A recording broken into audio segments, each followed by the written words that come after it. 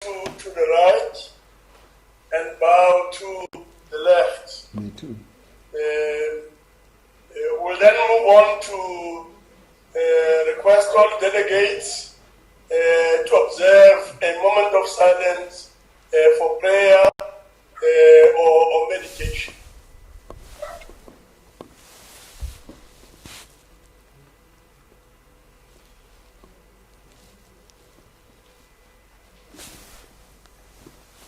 Thank you very much. Let me take this opportunity to remind delegates that the rules apply and the process for the virtual setting, whatever processes and so on apply. So the rules and processes apply. Before we proceed, I would like to remind you of the following.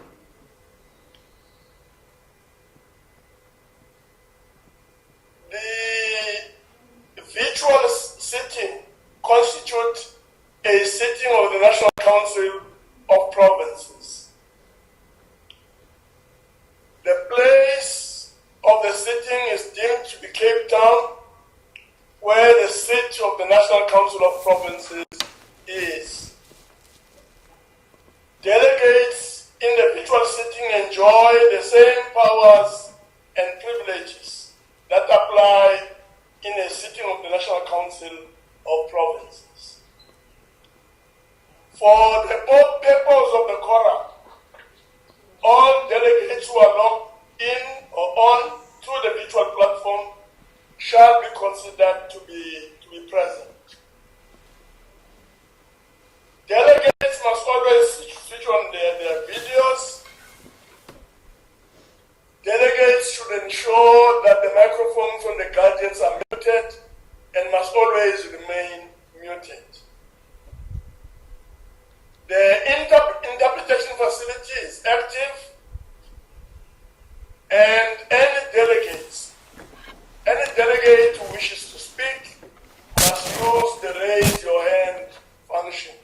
And by now, I'm sure all members are familiar with the raise your hand function or icon.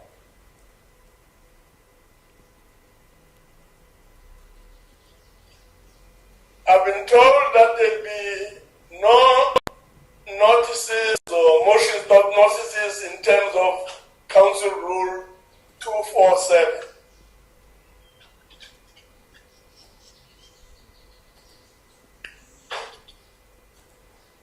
We will therefore proceed to questions to the President.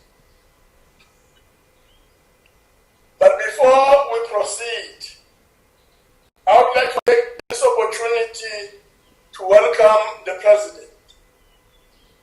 Welcome, Mr. President. Thank you. Further, I would like to make the following remarks. The time for reply by the President to a question is 5 minutes. Mm-hmm. Only 4 supplementary questions are allowed per question, and the 4 includes the person who shall have asked the initial question. A member who has asked the initial question will be the first one to be afforded an opportunity to ask a supplementary question. And the time for asking supplementary question is 2 minutes, and the time for reply to a supplementary question is 4 minutes. A supplementary question or the supplementary question must emanate from the initial question.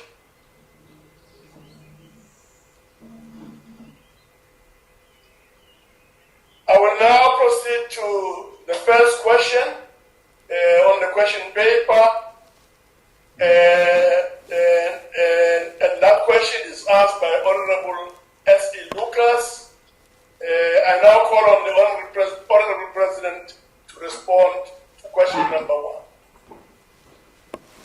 Honorable President. Honorable Chairperson of the Council of Provinces and honorable members, before I begin, allow me to express my appreciation to the honorable members for agreeing to the postponement of the question session scheduled for the 15th of October to accommodate me with regard to the special joint session of Parliament, where we presented the economic recovery plan. I apologize if this caused any inconvenience. I'm grateful that you have given me the opportunity today to reply to the questions posed by honorable members.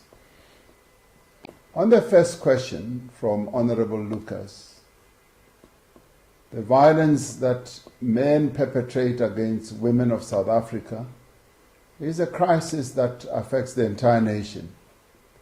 Although no community is spared from this scourge, government has identified several so-called hotspots where the incidence of gender-based violence is at its highest. Government is working to give these areas specific attention. One of the most direct responses is to provide shelter and support for survivors of gender-based violence so that they can escape unsafe environments where they find themselves and receive the care that they need. From an assessment of the current provision of shelters in all districts and metros, we found that while the country has 136 shelters, only 117 are deemed as shelters that have been established. 45 of our districts and metros have at least one shelter, while 7 districts have no shelter whatsoever.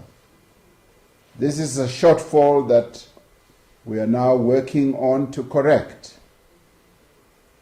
As we said, that we want every district in our country to have a place of safety for women who are abused and children who are also abused.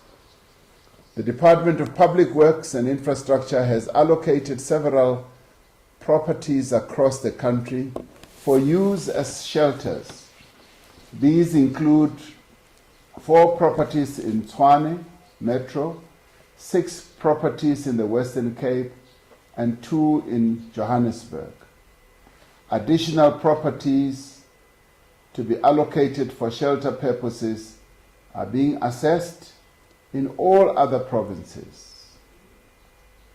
I personally welcome this gesture from the Department of Public Works and Infrastructure because they have demonstrated their willingness to go out of their way to make available a number of buildings that are not in much use. We are focused on efforts to ensure there is a model GBV one-stop center in each of the identified 30 hotspot areas. These centers provide multidisciplinary services such as psychological and health support. They also provide investigation and prosecution. But more than that, they also are becoming places of assistance at an economic level for women and also help with housing problems as well. We are therefore working to expand the Khuseleka one-stop centers. In the first phase in Cape Town, Salt Lake Municipality, eThekwini, Mangaung, eHlanzeni,